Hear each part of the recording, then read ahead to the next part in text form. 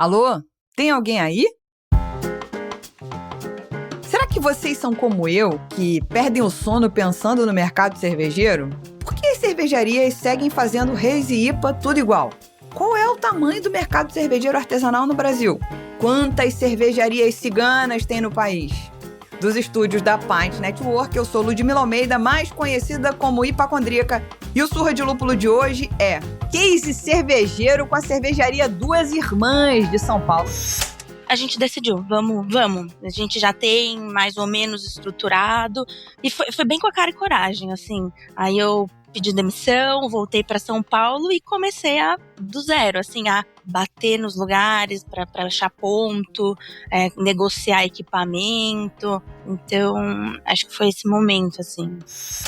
A gente tinha muitas possibilidades, né? É isso, a gente queria abrir alguma coisa em São Paulo com cerveja. O que poderia ser? Cigano, começar uma marca, poderia abrir uma fábrica maior e vender para PDV, né, assim, ou brewpub. Eu acho que essa escolha foi muito da nossa característica aqui, que a gente queria ser, qual o nosso público. Se eu fosse fazer um cigano, a cerveja teria que ser diferente. Acho que é uma coisa mais do que é a Duas Irmãs, né? A gente é uma fábrica de cerveja, a gente produz estilos diferentes, mas a gente sempre quis ter uma pegada mais democrática. Então, é mais acessível. As minhas convidadas para esse papo são as irmãs Gabi e Carol Kishimoto, quinta-feira, 2 de abril de 2026.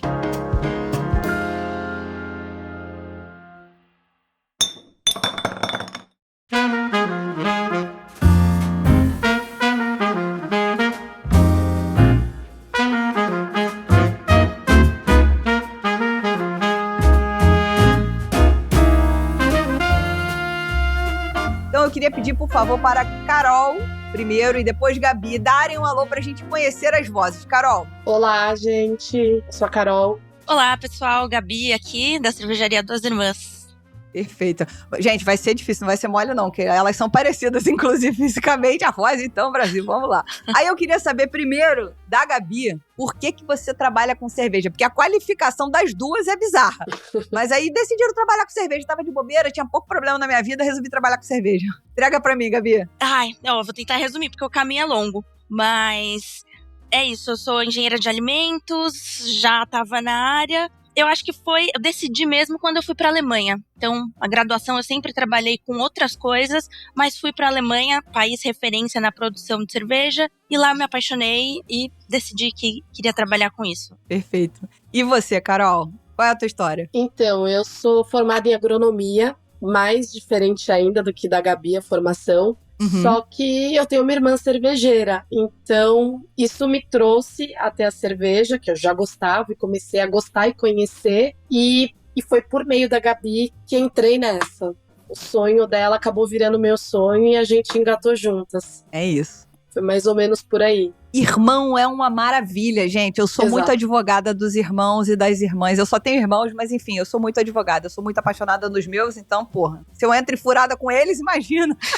Foi mais ou menos isso aqui. É isso, pessoal. Então, se você gosta do conteúdo que a gente produz aqui no Surra de Lúpulo, ajuda esse projeto independente a continuar existindo. Como? Você pode virar um mecenas através do apoia.se/Surra de Lúpulo ou ainda de forma absolutamente gratuita, ajudar compartilhando esse episódio e avaliando o podcast com 5 estrelinhas na sua plataforma de streaming. Pequenos gestos fazem o Surra de Lúpulo chegar mais longe. Agora, sem enrolar mais as nossas convidadas, a gente hoje vai mergulhar em um case que prova que no mundo dos negócios, o tamanho da sua operação não define o tamanho do seu impacto. Muitas vezes, quem está de fora acredita que para ter sucesso e reconhecimento no mercado cervejeiro é preciso ter uma fábrica megalomaníaca ou um bar com centenas de torneiras. Na verdade, o que o empreendedorismo raiz nos ensina é outra coisa. O que sustenta um negócio de pé é a precisão das receitas, a alma da hospitalidade e o entendimento profundo de quem é seu público. No coração de São Paulo, no bairro de Campos Elíseos, nasceu um projeto que resgatou a essência da botecagem paulistana, mas com frescor de produção autoral, uma gestão feminina estratégica. Então elas transformaram o balcão em um lugar de pertencimento e cerveja artesanal como algo democrático. Para conversar sobre essa estruturação, desafio, crescimento, bastidor e desse sucesso, eu recebo aqui as mentes maravilhosas por trás da cervejaria Duas Irmãs, que eu já apresentei, Carolina e Gabriela, agora falando o nome inteiro, né? Kishimoto. Vamos lá. Então, eu queria que vocês me contassem aí, quem quiser, pula na pergunta, tá? Como é que surgiu a decisão de empreenderem juntas, como irmãs? Em que momento vocês perceberam que o modelo de negócio deveria ser um híbrido entre uma microcervejaria e um clássico boteco paulistano? Tá, então, eu acho que eu já trabalhava em cervejarias, né? Comecei na Dádiva, depois eu fui para Zalaz. E acho que pandemia foi um momento meio crucial, assim. Eu tava morando em Minas, queria voltar para São Paulo, sabe? Tá mais perto da família. E queria trabalhar com cerveja ainda. Eu fiquei pensando, putz, como que eu vou juntar isso, né? Estar na cidade de São Paulo, trabalhando com cerveja e ter alguma coisa minha sempre foi uma vontade, mas assim, eu queria ter experiência. Não queria começar sem, né, ter tido experiências em outras cervejarias e tal. E naquela época da pandemia, eu senti que tá pronta é uma palavra forte, né? Sim. Mas eu acho que tava pronta pro desafio. Tá. Assim, pra encarar. E conversando com a minha irmã, acho que o período da pandemia foi onde a gente estruturou. Então a gente conversava muito, pegava referência, assim, num campo mais dos sonhos, idealização. E daí em 2022, quando tava já mais calma as coisas, a gente decidiu, vamos. A gente já tem mais ou menos estruturado. E foi bem com a cara e coragem, assim. Aí eu pedi demissão, voltei para São Paulo e comecei do zero, assim, a bater nos lugares para achar ponto, negociar equipamento. Então, acho que foi esse momento, assim. Quer completar, Carol? Não, acho que ela resumiu bem, mas quando ela iniciou essa conversa, ela plantou aquela sementinha, e aí a gente foi conversando para ver como seria possível. E aí, quando ela voltou para São Paulo, deu aquele engate e a gente mergulhou no projeto mesmo. Legal. E é interessante vocês começarem já como um brewpub, né? A gente vê na cerveja, eu costumo dizer, depois de 300 programas, eu acho que eu entendo um pouquinho do que está acontecendo no mercado, né? De repente, quem sabe? Então, assim, a gente vê que não existe um jeito de você fazer sucesso no seu negócio. Eu estou falando da cerveja e eu acho que isso replica para várias áreas da vida. Não tem uma receita de bolo. Siga aqui esse manual e isso vai funcionar. E se você não seguir, não vai funcionar. Vocês, ao contrário de muita gente, decidiram começar com um brewpub, que é esse conceito de produzir lá atrás e servir na frente. Então, que já é um upgrade. Tem muita gente que fala, eu vou testar uma cigana, eu vou botar a marca na rua e etc. E vocês já testaram assim. Só que isso tudo veio com uma característica muito marcada, com uma identidade visual e de receptividade muito própria, que eu acho também ajuda, porque, novamente, tem um monte de brewpub espalhado em São Paulo, no Brasil, e que alguns têm muito a mesma cara, tocam a mesma música, atendem as mesmas pessoas, fazem os mesmos estilos, e vocês tiveram essa diferenciação, né? Então eu acho que isso em si já é muito rico. Mas eu acho que valia a pena fazer um ganchozinho aqui, como é que tá bom, tomamos essa decisão, Gabi pediu demissão, não sei o quê. Abriu uma fábrica no Brasil, porque é isso, vocês têm uma mini fábrica, mas vocês têm uma fábrica. Abrir um negócio no Brasil não é fácil, financeiramente falando, legislação, tributariamente falando. Como é que foi a estruturação desse negócio nessas coisas práticas, né? Aquilo que a gente não vê, aquilo que tá por trás do negócio. Então, acho que esse assim, não foi do nada, né? Foi praticamente uns 2 anos que a gente tinha essa ideia e foi estruturando aos poucos. Depois que eu voltei para São Paulo, daí foi a parte prática de procurar ponto, não sei o quê. Mas essa estruturação, assim, demorou. Eu acho que só voltando uma coisa ali da coisa do cigano, foi legal você ter falado, a gente tinha muitas possibilidades, né? É isso, a gente queria abrir alguma coisa em São Paulo com cerveja. O que poderia ser? Cigano, começar uma marca, poderia abrir uma fábrica maior e vender para PDV, né, assim, ou brewpub. Eu acho que essa escolha foi muito da nossa característica aqui, que a gente queria ser, qual o nosso público. Se eu fosse fazer um cigano, eu acho que a cerveja teria que ser diferente. Eu colocaria em bares de cerveja, teria outros concorrentes que já estão consolidados no mercado há muito tempo. a ideia sempre foi, eu conversando com a Carol, acho que é uma coisa mais do que a Duas Irmãs, né? A gente é uma fábrica de cerveja, a gente produz estilos diferentes, mas a gente sempre quis ter uma pegada mais democrática. Então, é mais acessível. Muita gente que vai no nosso bar, a gente tem um público, é difícil falar isso, mas é diverso. Vai gente que toma cerveja há muito tempo, vai gente que nunca tomou um estilo diferente, então ali é a primeira vez que tá tomando. Então, acho que o Brewpub é pra isso, é um bar, é acolhedor, né, essa característica que a gente tem, a nossa estética, atrai esse público, principalmente iniciante. Então, eu fugi um pouco da pergunta inicial, mas acho que essa pergunta... Não, mas eu acho importante. É que você falou assim, né, por que não é um cigano, por exemplo? Eu acho que a gente produzindo e vendendo direto é uma forma de pegar esse público... Não sei se mais leigo, mas talvez que esse público que tem fome de experimentar coisas diferentes, quer tomar cerveja diferente...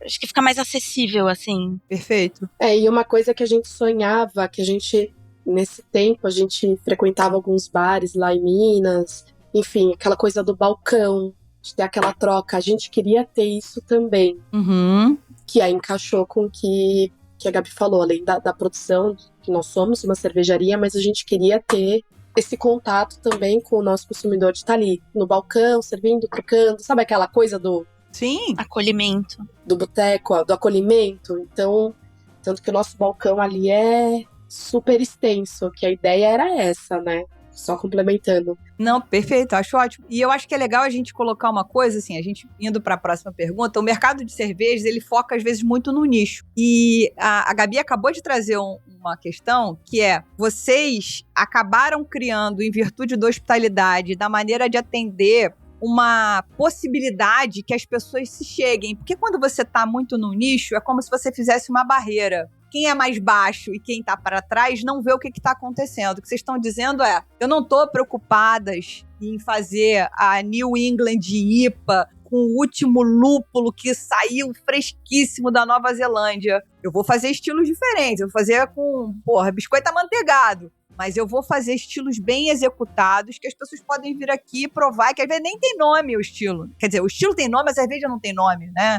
É tipo, eu quero pedir a amarelinha, a vermelhinha, a pretinha, a rosinha, sei lá que cacete. Então eu acho que tem essa coisa de vocês não estão brigando pela mesma carteira, que isso é uma das minhas brigas, o mercado cervejeiro tá brigando sempre pela mesma carteira. E aí aí fica essa guerra de foice, não tem como fazer. Então assim, como é que vocês estruturaram a precificação e o atendimento, que vocês trabalham com ficha, que eu achei sensacional, para tornar o produto acessível, né, sem perder a qualidade da produção artesanal. E eu acho que é muito importante, quando a gente fala em democratizar, tem que tomar cuidado, que as pessoas... Tem gente que vai falar assim, democratizar é baratear o produto. Não necessariamente. Não necessariamente. Democratizar é dar possibilidade que outras pessoas possam chegar até ali. Elas podem até achar que esse produto é mais caro, e ele é mais caro. Mas se elas falarem assim, poxa, de repente eu consigo tomar uma aqui e eu vou achar muito legal. Você tá democratizando, você não tá dizendo que aquele produto é exclusivo e tal.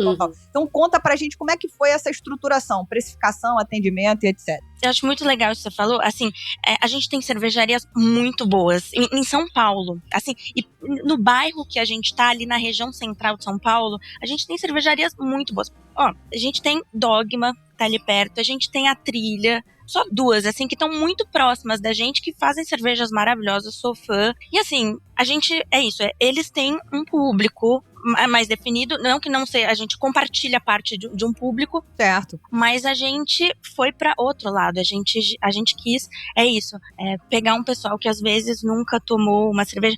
Só contar uma história, assim, uma das coisas que levou a gente a decidir por esse modelo de negócio foi que eu trabalhava em cervejaria, então eu tinha esse contato eu trabalhei na Dádiva, então é isso, a gente produzia várias New England, não sei o que, várias cervejas diferentes.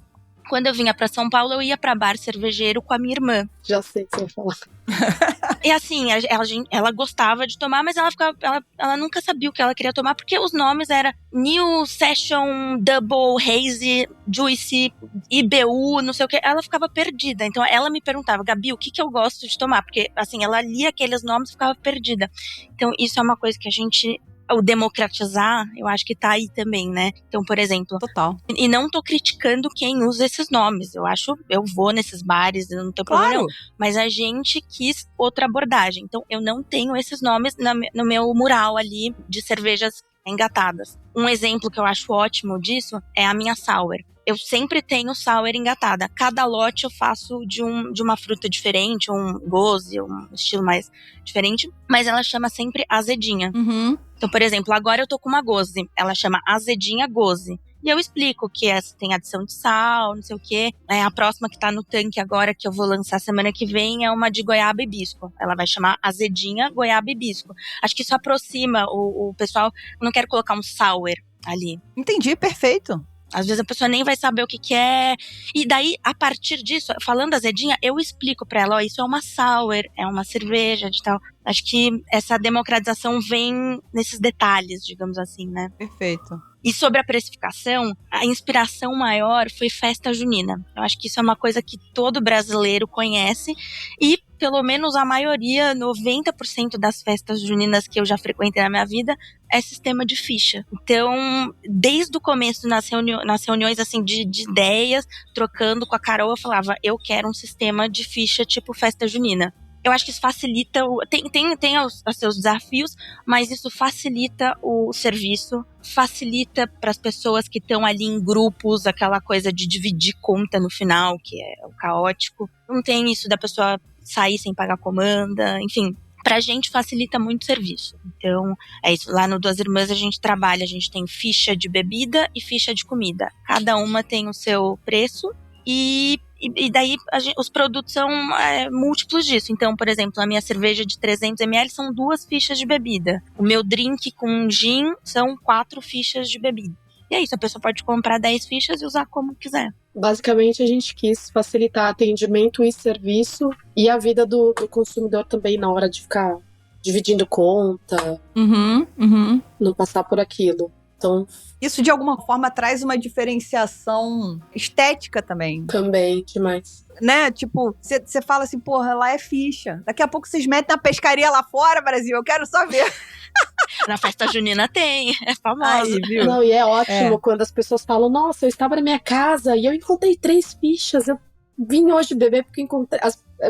Essa troca com o pessoal é muito legal. Ah, perfeito. E da precificação da cerveja, uma coisa que a gente decidiu desde o começo é isso. Como a gente tem esse sistema de fichas, por exemplo, a nossa ficha de bebida custa R$7. Então, os nossos produtos têm que ser múltiplos de 7. Então, uma ficha 7, 14, 21, 28, enfim. Isso dá uma dificultada, né, quanto a isso, da precificação. Então, a gente decidiu, as cervejas são todas o mesmo preço. Então, a gente estabeleceu, por exemplo, o copo de 300 ml vão ser 2 fichas, copo de 450 são 3 fichas. Independente do estilo. Independente. Então, minha Pilsen vai ter o mesmo preço da minha IPA. O que a gente faz? Aí é um trabalho ali da cervejaria da gente encontrar esse balanço na receita. Sim. E o que a gente fez a partir do final do ano passado? A gente começou a fazer um tap diferente, que é a edição limitada. Então, é uma cerveja que eu uso ingredientes mais caros ou, enfim, diferentes. E ela tem um preço maior. Então, eu tenho, por enquanto, é um tap. A gente quer aumentar isso de receitas mais diferentes mesmo. Então, eu faço umas bretadas envelhecidas em barrica, porque essas eu não consigo fazer esse preço das outras. Mas continua bem acessível também. E a gente consegue abrir um leque maior, assim, de estilo também. Legal. E já que a gente está falando sobre o desafio de manter a consistência numa microprodução, é o momento perfeito para mencionar a Pineapple. Porque qual é o insumo mais crítico para quem produz em pequena escala? A levedura. Quando você lida com volumes pequenos, qualquer alteração, qualquer variação no perfil de fermentação impacta o lote inteiro. E o lote inteiro é, muitas vezes, tudo que você tem para servir. Uma levedura com pesquisa científica séria, por trás e controle de qualidade rigoroso é o que garante que aquela receita que você desenvolveu com tanto cuidado chega sempre consistente no copo do cliente. A Pineapple faz parte de um grupo com mais de 90 anos de história em fermentação e tem portfólio completo para todos os estilos. Segue o @pineapple.ingredientes no Instagram e conhece o que eles têm para oferecer para a sua produção.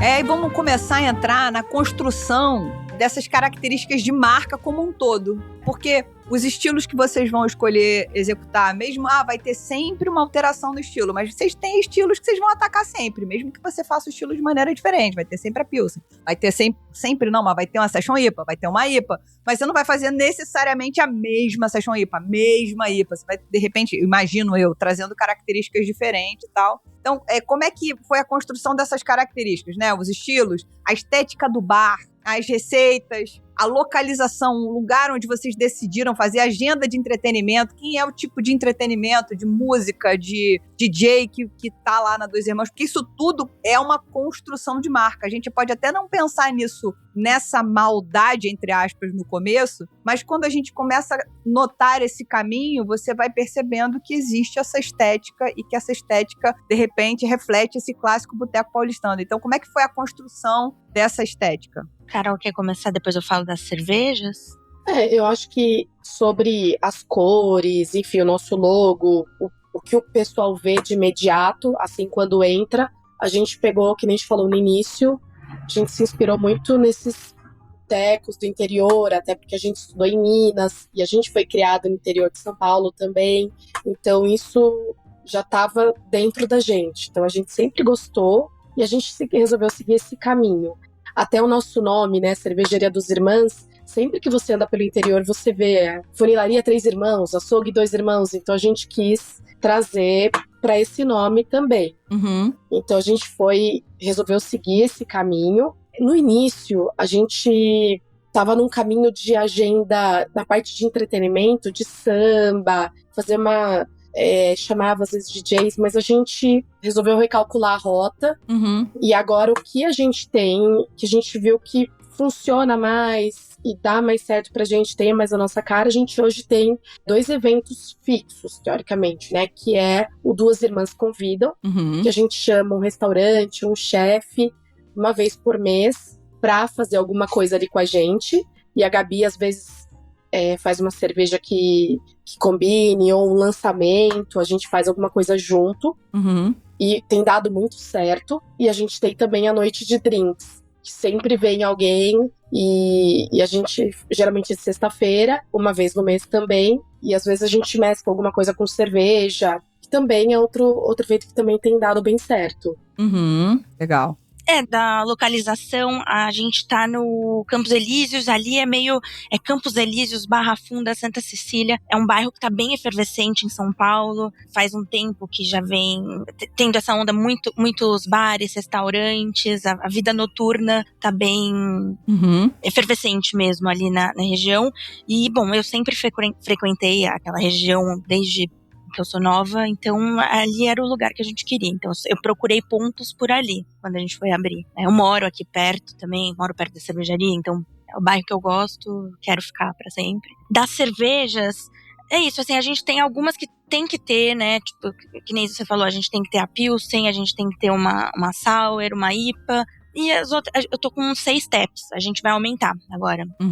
Tô com 6 taps de cerveja, na verdade, e 2 de bebidas não alcoólicas.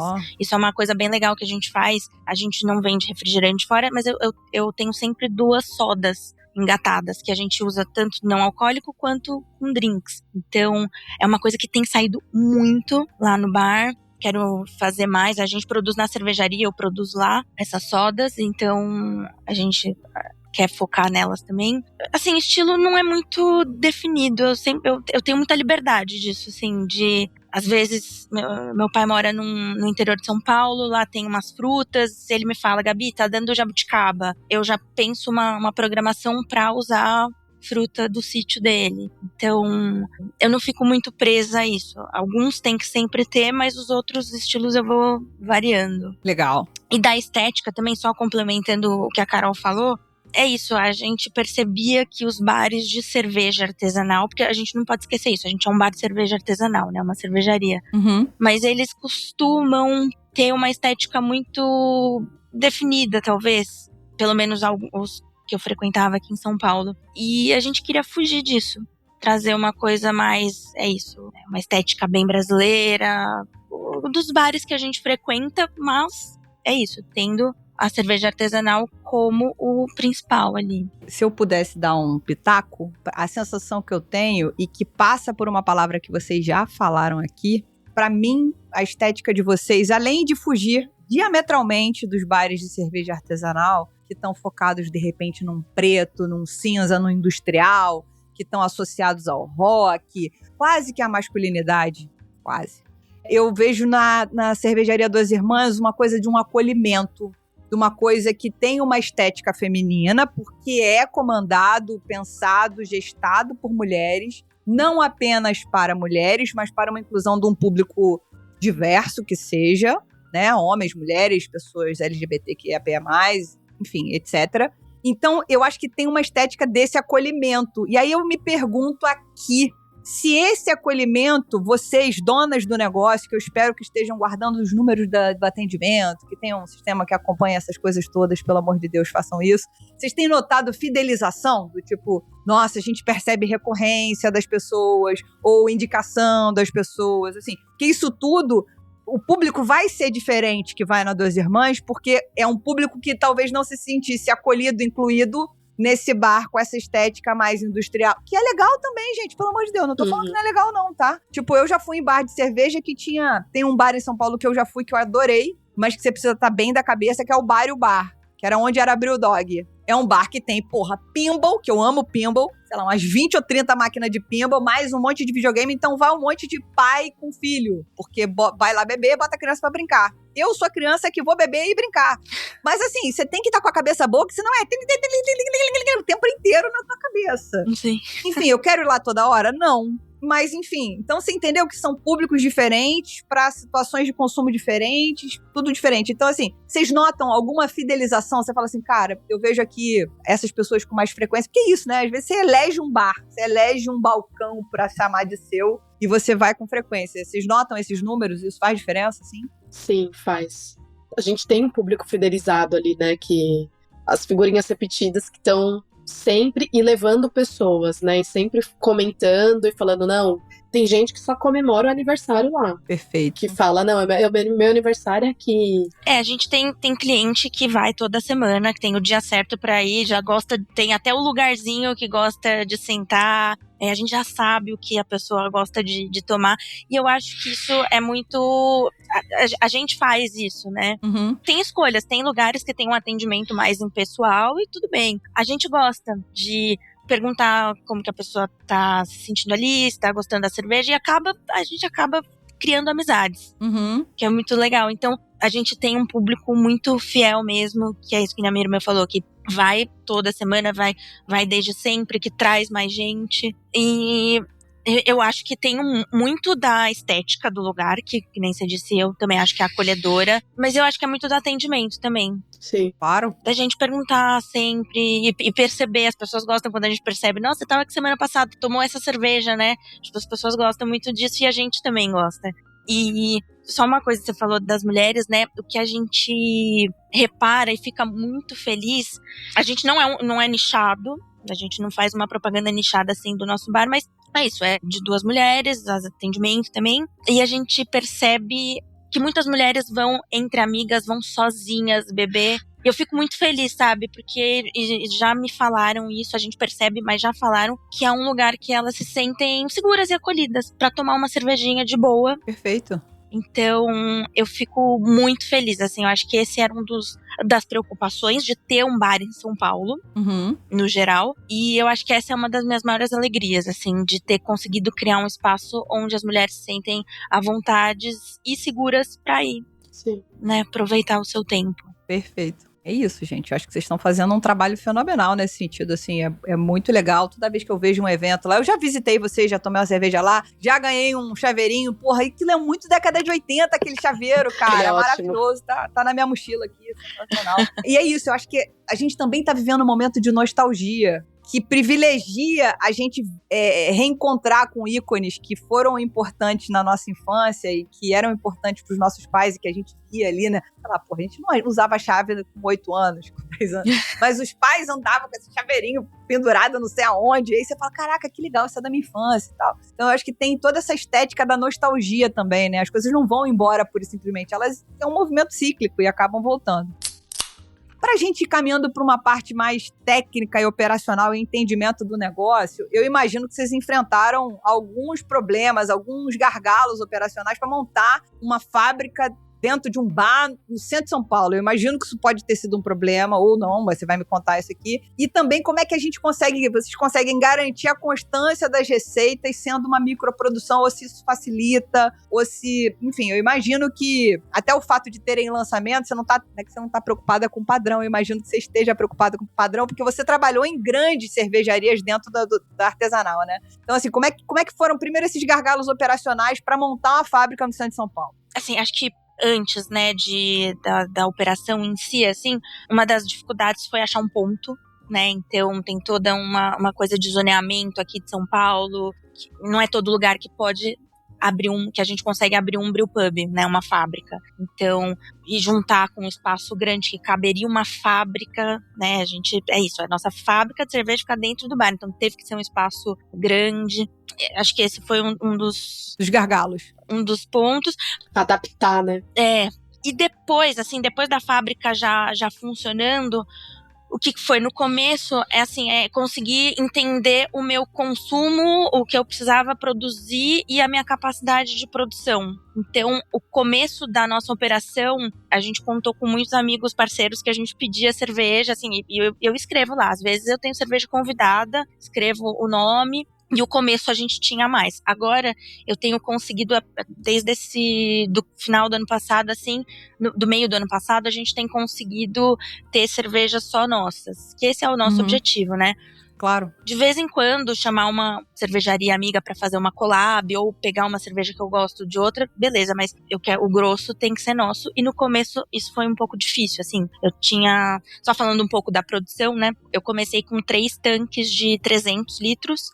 Então, era isso. Por mês eu conseguia fazer 3 estilos. A gente vai produzindo, vai armazenando e vai fazendo outros estilos em cima não, né? No mesmo tanque pra servir depois. E esse ano a gente dobrou a produção. Então, a partir desse ano, agora eu tô com mais ou menos uns 2.000 litros de capacidade. Então, esse problema já tá resolvido. Mas acho que foi essa a maior dificuldade, assim, como uma produção pequena, a gente conseguir fazer esses estilos diferentes para abastecer o bar. No final, você estava vendendo mais do que você conseguia produzir, é isso? Grosso modo. Isso. Grosso modo, sim. É um problema que todo mundo quer ter, Brasil. Foi um problema bom. Não, problema, não tô reclamando desse problema. Sim, sim. E também tem que achar esse ponto de equilíbrio entre, tá bom, tô produzindo menos do que eu preciso, porque eu tô vendendo mais, mas também não posso pegar e expandir demais a ponto de repente, começar a ter ocioso e ter que vender, que não é o que você quer também. Do mesmo jeito que você não quer trazer ninguém de fora, não necessariamente você quer ficar embarrilhando coisa pra vender em outro lugar. Sim. Não. Né? Pode até acontecer, de repente alguém fala assim, poxa, Gabi, eu queria convidar 1 ou 2 irmãs aqui pra botar um barrilzinho aqui, por que não? De repente vale a pena pra vocês, não sei. Mas eu acho que não é o propósito, então também não pode expandir. E a fábrica, o local foi pensado para que fosse possível caber uma expansão? Você já fez uma expansão de alguma maneira, né? Sim, eu ainda consigo expandir mais. Assim, a gente começou com uma capacidade de 3 tanques de 300, 900 litros por mês. Eu consigo dobrar ainda. Tipo, agora eu tô com 2.000. Eu consigo dobrar. Aí você consegue dobrar. Você consegue ir pra 4.000. Consigo. A gente já colocou à disposição ali dos equipamentos que eu consigo aumentar. Legal. Se apertar um pouco mais, acho que dá pra ter um pouquinho mais. Vamos ver. Ousadia e alegria! Tira uma parte aqui. A gente dá um jeito. Tira a parte dá um jeito, né? Perfeito. Move ali, tira aqui, vai fazendo. Mas É que é isso, equipamento cervejeiro não é barato, a gente também começando um negócio, eu sempre trabalhei em cervejaria, mas abrindo um negócio, a gente preferiu por começar com uma produção menor. Foi bem pé no chão, né? Tendo a capacidade para aumentar, mas... Imagino que só isso já deva ser um investimento gigantesco. Independente da produção ser pequena ou não, imagino que seja uma produção... Porque equipamento você tem que comprar matéria-prima independente, né? Sim, independente se vai dar certo ou não. Se vai dar certo, Então... Tá, e a questão das receitas, essa coisa de manter a constância, assim, por exemplo, tem receita que você repete? Tipo, a tua Pilsen é sempre a tua Pilsen? Ou você muda? Vamos lá. Sim, inclusive eu sempre vou mudando. Se eu tenho algum lúpulo que eu quero testar, eu não tenho medo disso, assim, eu acho que é legal. Eu tenho uma produção pequena que me possibilita fazer isso. Mas tem algumas que eu cheguei num ponto que eu gostei e que eu tô mantendo. A Pilsen é uma delas. É uma German Pils, acho que tá bem redondinha. Já desde o começo do ano passado que a gente tem feito essa receita e mantido, porque o pessoal tem gostado bastante, eu gosto também. Mas é que esse realmente, assim, eu acho que tem uma padronização de controle de fermentação, controle de maturação, né, o controle dos processos todos, que eu sou bem rígida quanto a isso. Mas de mudar a receita, eu não me preocupo tanto. Se tem alguma coisa que eu quero testar, ou se eu tomo uma cerveja que tem um ingrediente que eu fico curiosa e quero testar, eu testo. Não me prendo a isso. Acho que o legal do Brewpub, de ser pequeno, também é isso. As pessoas querem tomar coisas diferentes. Sim, elas ficam nessa expectativa, né? Ficam. Então, assim, se uma receita dá muito certo, eu gravo ali, espero um tempo, faço outras, depois eu volto. Isso sempre acontece. Tanto é que a gente brinca, às vezes, no Instagram, assim, pergunta qual cerveja que você tomou e quer tomar de novo? E as pessoas respondem, fica na cabeça das pessoas. E a gente repete. Legal. Mas eu não fico me prendendo a uma IPA, se sempre a mesma IPA, com o mesmo lúpulo, com o mesmo IBU, não. Mas tem algumas cervejas que o pessoal ama, que a gente tem que repetir, né? Tipo, a Gabi fez uma vez a caramela. A Amber Ale. O pessoal amou. E ela fica sempre agora. Todo ano a gente tem que fazer. No Natal a gente faz a natalina, que é a caramela de Natal. Então, acho que já fica na expectativa do pessoal. Sim, é uma sazonal que tem época certa. Tinha ali pra sair, ela tem que rolar, não tem jeito. Sim. Exato, tem que rolar porque o pessoal já fica na expectativa. É legal isso. Tá, eu vou fazer uma pergunta nada a ver com a nossa pauta, assim, com aquilo que a gente já meio que alinhou, mas é assim, vocês têm alguma graça pra concurso? Faz alguma diferença pra vocês? Eu acho, assim, a gente nunca mandou. Acho que ano que vem, talvez... É porque, assim, eu não tenho invase. Tá. E eu acho que isso dá muita diferença pro invase. Se eu mandasse, por exemplo, hoje em dia eu coloco num growler, pet growler de 1 litro. Pra eu mandar pra um concurso, digamos, no sul, carbonatação não é a mesma coisa. Tá. Acho que eu mandaria se fosse um produto que eu sei que vai chegar num jeito bom. Aí já dando um spoiler aqui, a gente tá comprando uma envasadora pequena, um bico, 150 latas por hora, assim, pra gente fazer algumas coisinhas, colocar em alguns lugares. Então daí talvez a gente mande, mas não é a gente nunca mandou. Entendi, não é um gol agora, mas pode acontecer, tá ali na frente. Pode. Tá. É porque assim, eu tenho muita birra com concurso, eu acho concurso muito importante e tal, blá, blá, blá. Mas eu tenho birra do tipo, será que a cerveja que ganhou o concurso ou que ficou em segundo lugar ou terceiro, as pessoas vão ter a oportunidade de beber? Sim. Entende? Então eu tenho um pouco de birra nisso. Apesar de que quem manda e não tem pra vender, tá jogando com o regulamento debaixo do braço. Eu estou falando, eu sou crica, mas eles não estão fazendo nada de forma ilegal com o concurso, pelo amor de Deus, não é isso que eu estou dizendo.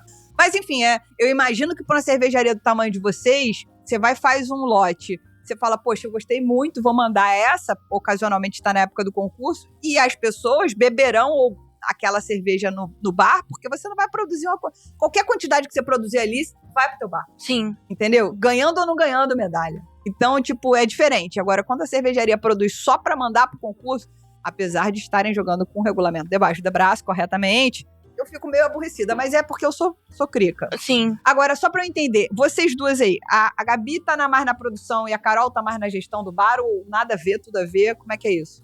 Eu fico na cervejaria, então produção, toda a parte de cervejaria eu que cuido, e eu fico na operação do bar também.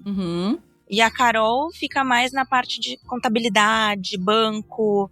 Contabilidade, financeiro. Sim, a gestão do negócio, assim, do negócio. Exato. Você vai falando, pô, aperta esse parafuso aqui, vamos melhorar aquilo ali. Você que tá olhando os números aqui para dar insumo para ela, digamos assim. Mais ou menos isso. Certo. E aí, então, vamos lá. Quais foram os desafios de gestão de negócio que vocês viram até agora? Você já falou um pouquinho da questão de espaço físico para que coubesse um bar e um brewpub que pudesse expandir. Você já falou de outras questões aqui, mas assim, gestão mesmo. E algum deles teve alguma relação de serem mulheres à frente de uma cervejaria? Quer começar, Carol? Bom, essa parte, primeiro assim, desde o início, de esse equilíbrio, né, de gerar produção, demanda, que acaba afetando também no financeiro, pra gente foi um dos principais pontos. Eu acho que isso seria o nosso maior gargalo. Gerir custos ainda é um ponto pra gente, a gente ainda tá tomba aqui, volta ali, ainda é um ponto pra gente, mas que tá ainda mais agora com a expansão, né, da produção. Então a gente tá dando esse passo que eu acho que vai dar uma tranquilizada pra gente, mas eu acho que essa parte de produção e demanda pra gente foi o maior ponto nessa parte aqui do meu lado, né, do lado financeiro. Certo. É que assim, a gente não trabalhava com bar. É isso, a minha irmã trabalha na área dela. Ainda trabalha. Eu sempre trabalhei em cervejaria, mas assim, chão de fábrica, na produção. E eu acho que foi isso. A gente tem um bar agora. A gente tem custos, a gente tem planilhas, tabelas, contabilidade pedindo coisas que a gente a princípio não tinha ouvido falar. Então pra gente foi muito tudo novidade. No começo, a gente foi tropeçando, né? Vamos aprendendo e é isso. Acho que agora a gente já tá conseguindo fazer uma gestão bem mais focada, a gente consegue ver os números, entender os pontos de atenção. É isso, a gente tá conseguindo fazer uma expansão agora de tamanho de produção e da marca também, a gente quer atingir outros lugares. A gente consegue entender também os meses, porque no primeiro ano a gente entendia o mês que é mais baixo, quando que a gente tem, porque tem, né, o início do ano. Então, agora, hoje, a gente já consegue, a gente tem que programar o nosso primeiro trimestre de tal maneira, porque a gente sabe, início do ano, o pessoal diminui o consumo, porque tá com um monte de carnaval, o pessoal quer ir pra rua, não senta, às vezes, na cervejaria. Então, como que vai ser o nosso primeiro trimestre? Então, segundo, a gente já consegue hoje ter esse planejamento que no passado, quando a gente começou, a gente não teve. Isso. Sim, é meio tentativa e erro, né? Você tava naquela do tipo, vamos ver o que vai acontecendo, trocando a roda do carro enquanto ele tá andando. Exato. Hoje a gente já consegue se planejar melhor. A gente sente e faz um planejamento. Hoje a gente já consegue ir pro mecânico trocar a roda. Boa. Legal. E aí, então, uma das perguntas era essa, né? Qual foi o maior erro, o ponto de atenção da estruturação do negócio? E aí vocês já falaram, tipo, entender demanda e produção, né? Isso talvez tenha sido o maior desafio inicialmente, porque vocês não tinham esses insumos e... Sim, exato. Fica difícil mensurar essas coisas todas sem ter essa clareza. E agora vocês conseguem desenhar melhor. E o fato de vocês terem bebidas sem álcool também ajuda. Vocês notam isso no bar? Assim, existe uma procura pela bebida sem álcool? Existe, bastante. Essa bebida sem álcool, a gente tem desde o começo. Tá. É uma coisa que... Eu tenho uma estrutura ali de uma fábrica. Eu consigo produzir um refrigerante. Por que eu vou comprar de fora? Sendo que eu consigo produzir, eu sei os insumos que eu uso. Então, a gente sempre quis fazer, e a gente tem sentido essa procura maior. Tanto é que é um produto que, como eu disse, a gente quer investir mais, né, fazer sabores diferentes, colocar em lata, porque a saída é bem grande. Legal. A gente tem reparado também em o pessoal procurando cerveja sem álcool. Acho que isso todo mundo, o mercado cervejeiro inteiro tá falando disso, né? Sim. A procura tem sido grande. Eu não produzo cerveja sem álcool, talvez mais pra frente, mas por enquanto eu não produzo. Minha produção é pequena, eu tenho que abastecer ali, mas eu tenho pegado de fornecedores bem legais. tô pegando da Dádiva, que é a Golden Ale, que eu gosto bastante dessa cerveja. E eu pego da Lucy também, que tem a Bárbara, que é cervejeira lá. Maravilhosa. Maravilhosa. E tem vários estilos diferentes. Então essas duas têm saído bastante no bar. E a gente tem reparado nisso nessa... Eu vou trazer uma provocação, porque a gente... vamos lá. A Dádiva tem fábrica, mas não tem bar, não tem brew pub. Então ela produz a dela lá e tem que vender para outras pessoas. A Lucia, a Etap, assim, a mesma coisa. Produzem ciganas, assim não, que produz na Cogumelo, que é do grupo, né, e tal, mas não tem bar. Eu estive em Nova York ano passado e aí tomei uma Witbier na The Other Half, lá no Brooklyn. E aí, o meu inglês é uma titica. Ele melhora quando eu bebo, porque aí você fica mais solto e tal. E aí, tipo, mas eu vou. Foda-se, eu quero conversar, né? Eu quero tentar, pelo menos. E aí, a minha esposa olhou no tap e falou, eu quero a Witbier. Mas ela não olhou mais nada. Ela não é assim também. Olhou mais nada. Quando chegou, ela falou, nossa, que gostosa. Eu olhei e falei, amor, é sem álcool. Ela, assim, é sem álcool. E era uma 0,5% de álcool. Beleza. E aí eu fui conversar com um cara que tava no bar ali, perguntei pra ele, falei, poxa, vocês têm no chopp? Ela é pasteurizada? Ele falou, não, me explica melhor isso. E aí, o que ele tava me dizendo, que eu acho que faz sentido, ele falou, só faz sentido, eu só tenho ela em barril aqui, eu só tenho ela em barril não pasteurizada. Primeiro, essa sem álcool é pra ser vendida nos nossos bares próprios. Então, eu só tenho ela aqui, que ela sai da produção, e ela vem pra cá e eu sei o tempo que ela vai demorar pra ser consumida. E eu posso ficar fazendo controle de qualidade nela o tempo inteiro pra saber se ela não tá, de repente, acontecendo ainda aí uma reação que a gente não quer que aconteça e a gente fala que ela é sem álcool, ela não é, né? Então vocês estão com tudo na mão, gente. A produção é lá no fundo, bota um barrilzinho de 30 litros, que seja, ela bota como é que é o nome? Aquele menorzinho de 10 litros, um post-mix de 10 litros pra ver se não precisa pasteurizar. Porque eu imagino que isso ia ser um negócio de explodir a cabeça, e só é possível fazer um negócio desse numa situação assim, né? Você sai da produção que tá ali a 5 metros, Sim. Chapa na câmara fria e fica naquele controle fino do tipo, vende 10 litros, ok, beleza. Não sei, tô falando aqui, tô botando mais a minha vontade do que eu não sei, você, Gabi, que é técnica do negócio, vai saber dizer. Assim, eu acho que antes existia uma preocupação, já pensei nisso, né? Antigamente era mais difícil você produzir uma cerveja sem álcool, né? Hoje em dia já facilitou muito pelo processo. E acho que antes existia uma preocupação de, por exemplo, eu vou fazer um lote grande e a validade, com certeza, é muito menor, né? Tipo, eu vou fazer um lote grande, eu tenho que escoar. Eu não tenho vaso de lata, não tenho pasteurizadora, eu vou ter que vender aqui no bar. Mas, eu não sei, eu acho que logo mais pode ser que role, porque é isso, existe essa demanda. Não, você imagina, se chegar no Instagram e falar assim, ó, estamos lançando a sazonal sem álcool da Duas Irmãs e ela não vai ser pasteurizada. Isso aqui tem validade, Gustavo, 1 semana, Brasil. Venham tomar. Óbvio que tem que ser uma produção pequena. Venham tomar e venham me deixar com a cara vermelha que vai acabar e todo mundo querendo beber. Que eu acho que é um negócio tão fora. Eu só vi o pessoal da Pivo tentando fazer isso com acho que era uma Hazy IPA deles, que é a cervejeira lá também, uma maravilhosa, a Alice. E, enfim, junto com o Tedesco, né, que supervisiona, é um dos donos da cervejaria, que, enfim, estão usando várias técnicas para poder não pasteurizar. Eu acho que isso é uma tecnologia que está chegando aí. Eu quero dizer que, com a tecnologia que nós temos hoje, o que se sabe é, quanto menos ela sofrer, se ela sair de um lugar perto para o outro, ficar na câmara fria o tempo inteiro, se ela for consumida rapidamente, funciona. Então pode ser um negócio incrível, eu acho, né? Sim. Acho que é sensacional. E acho que uma coisa também que eu tenho reparado, eu tô lá na operação do bar, é isso, as não alcoólicas, que a gente tem essas latas, e o pessoal tem pedido também muitas perguntas, qual que é a menos alcoólica que você tem? Isso eu tenho achado curioso, porque não era uma pergunta que a gente ouvia muito, né? E pensando nisso, eu tô fazendo... Lá nos Estados Unidos tem bastante aqueles shandies, né?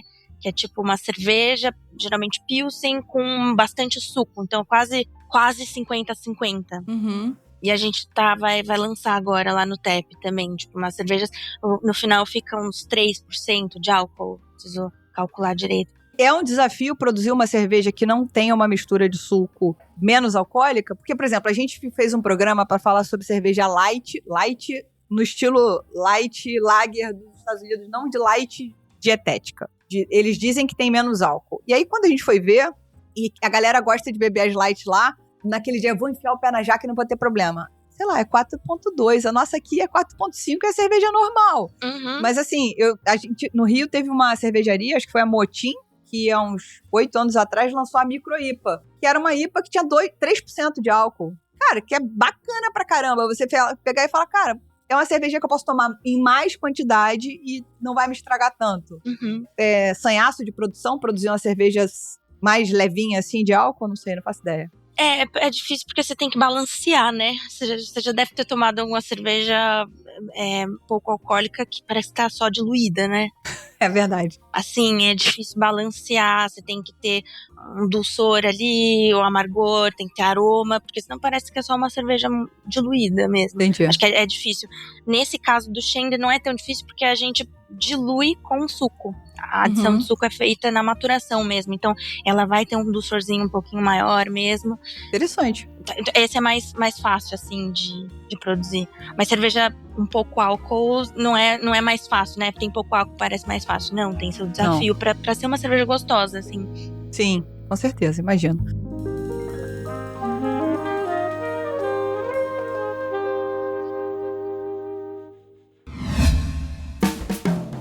Sabe um jeito bom de contribuir com o Surra de Lúpulo? Bebendo cervejas. Ah, vocês vão falar, mas a gente já faz isso. Não, meus amigos e minhas amigas, aqui eu me refiro a comprar e consumir cervejas de quem ajuda o Surra de Lúpulo a se manter no ar e com a casa arrumada. Sabe quem? A Stannis, que não só produz rótulos incríveis de altíssima qualidade, mas vão além. Proporcionam experiências completas com seus bares próprios e um e-commerce que entrega a cerveja em todo o Brasil. E o melhor, quem está nos ouvindo pode aproveitar o cupom SDL12 para garantir 12% de desconto em qualquer produto no site da Stannis. Então acessa stannis.com.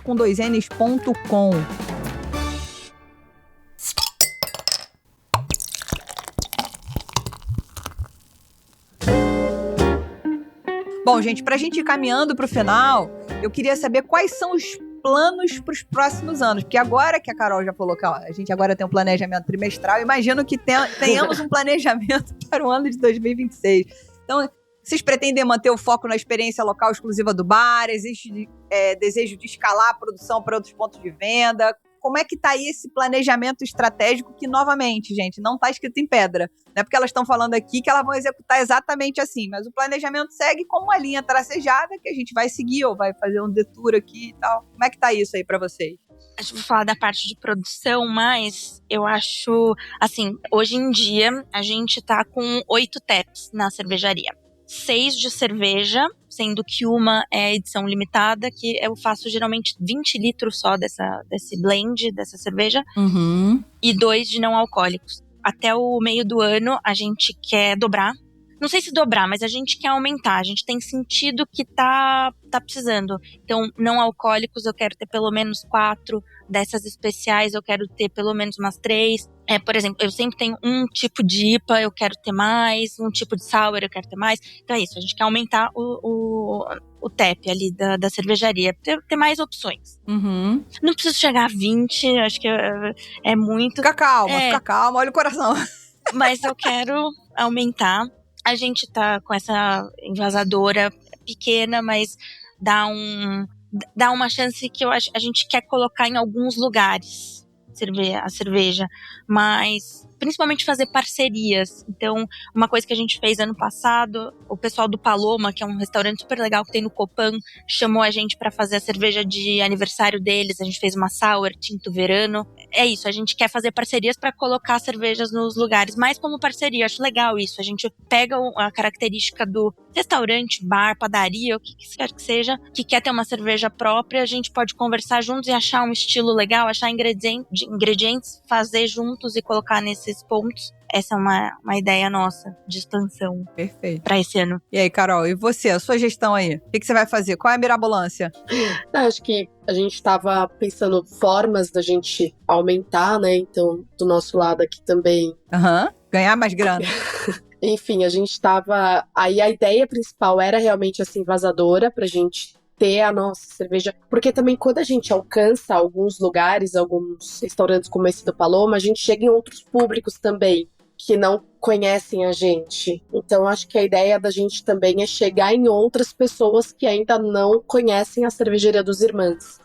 Acho que esse é um passo que a gente quer dar esse ano também.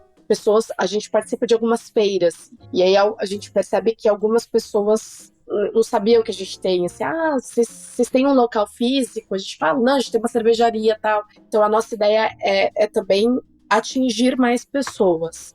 E aí a forma é realmente fazendo também esses eventos que a gente faz em parceria com os restaurantes e com o pessoal dos drinks, que a gente acaba, porque eles também divulgam, então a gente acaba levando o nosso nome para outros pontos. Tendo as latas, a gente acha que vai conseguir atingir mais pessoas.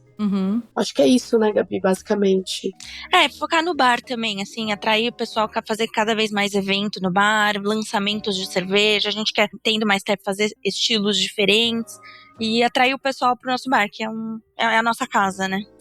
É uma das coisas que eu percebi nos últimos tempos é que o dono de bar, o dono de cervejaria, abriu pub, ele não pode mais ser só cervejeiro, ele não pode mais ser só gestor administrativo e tal, ele tem que ser promoter, Brasil.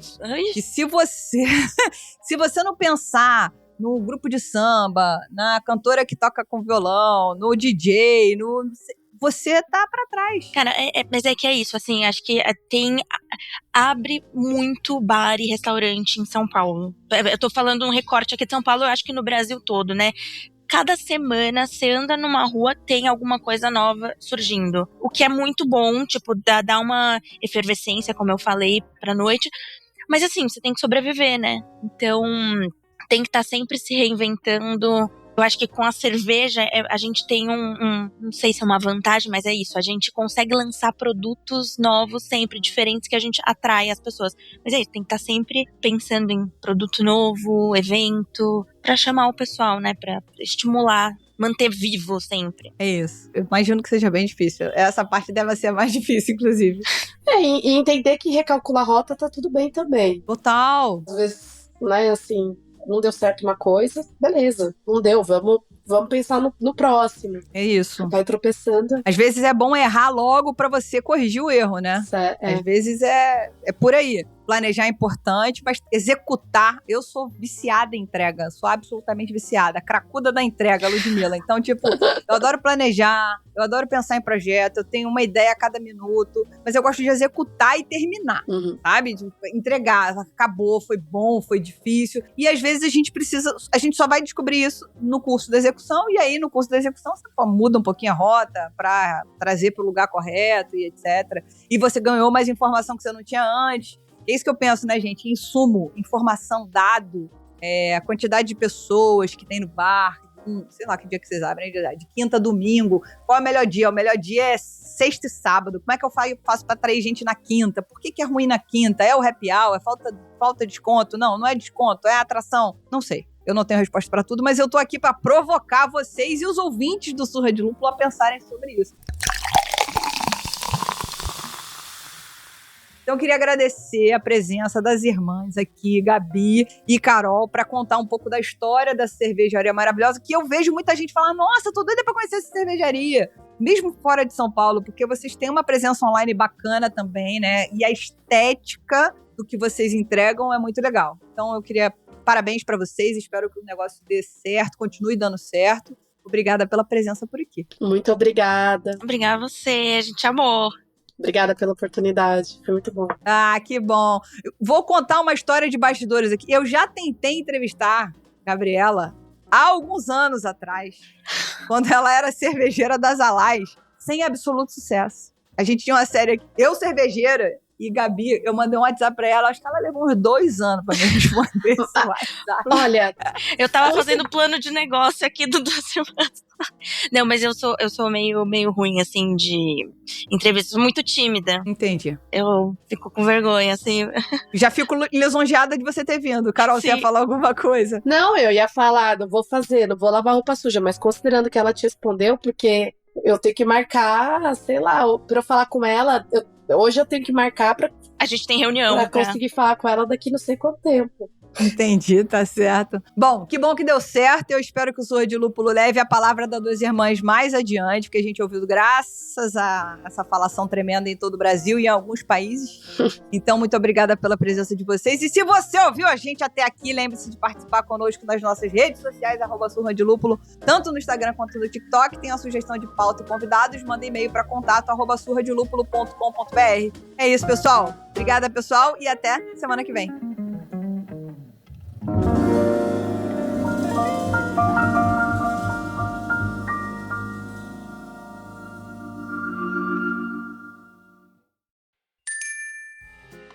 Este podcast é uma produção da Pint Network e está disponível no Spotify, no YouTube ou na sua plataforma de áudio preferida.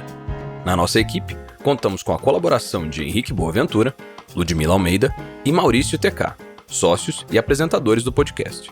Também fazem parte do time Gabriel Gurian, na apresentação e redação do blog, Rubens Reis, na edição, Hop Your Media, nas redes sociais, e Laís Andrade, no design.